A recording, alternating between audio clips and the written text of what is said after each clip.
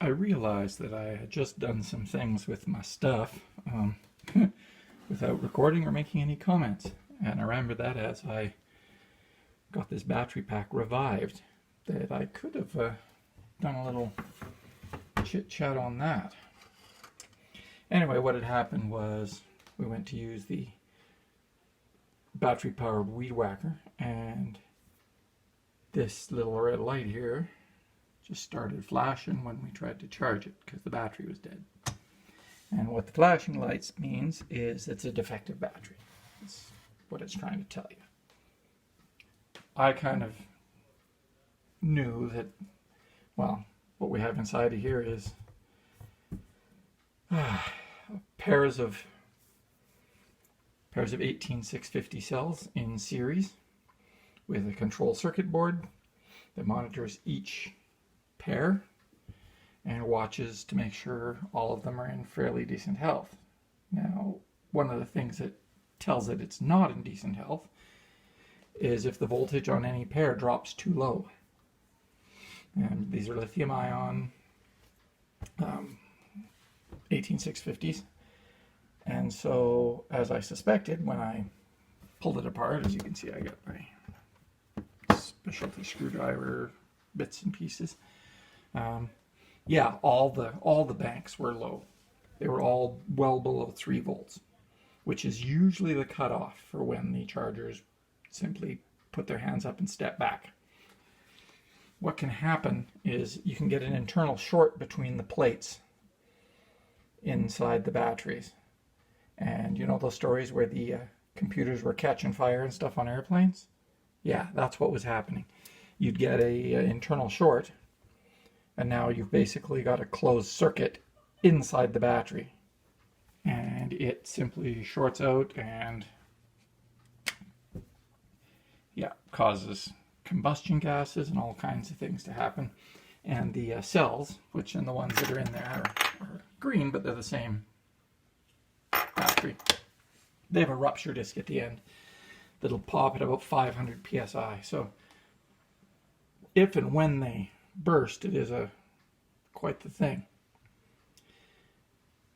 So what I did, seeing as they were so low, is, well, you either need a very well regulated power supply that you can control the charge current, and then watch it carefully to make sure that the voltage is rising, which means the chemicals are still reacting, and you're reversing the process to charge the battery, as opposed to an internal short, in which case the battery voltage isn't going to rise.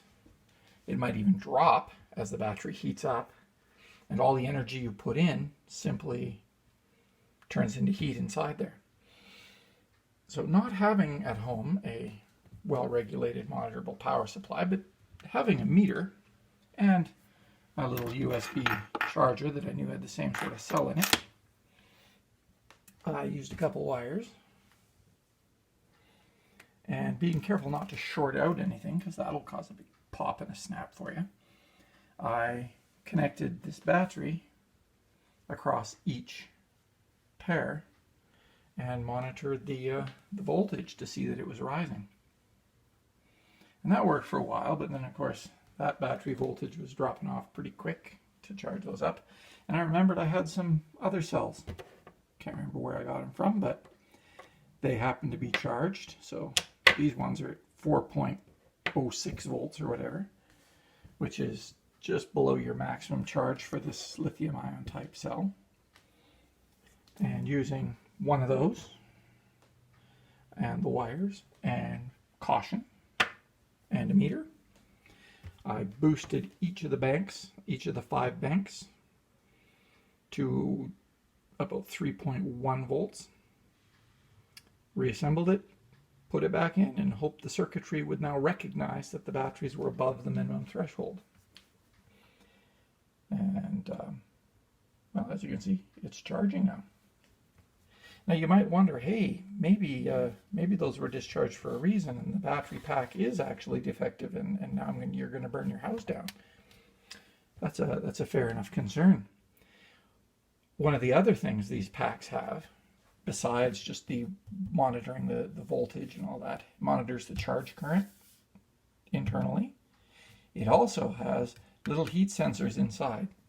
If you get an internal short in one of these batteries and one of these quick chargers is dumping energy in there, it is going to get very hot very fast. And in that case, yes, the circuitry will shut it down. But I did the trickle burst, boost as it were, to those cells, and then left them for a few minutes and then checked. And yes, the voltage had dropped slightly, simply because the chemicals are reacting out more and it's homogenizing more, so I expect that to drop. They were still up there. An internal short is very obvious. That voltage either, well, when I've seen it using other equipment, I've seen the terminal voltage rise as this trickle current goes in, and then I've actually seen it start to go down again. So you're putting in more energy and you're getting less chemicals reacting out of it, which tells you that, hey, something's grossly wrong inside this cell. Can't do anything there. That battery is done. Don't try and charge it. It will cause trouble. But this seems to be working out fine. Considering these battery packs, they seem to like to charge, $200 a pop for them.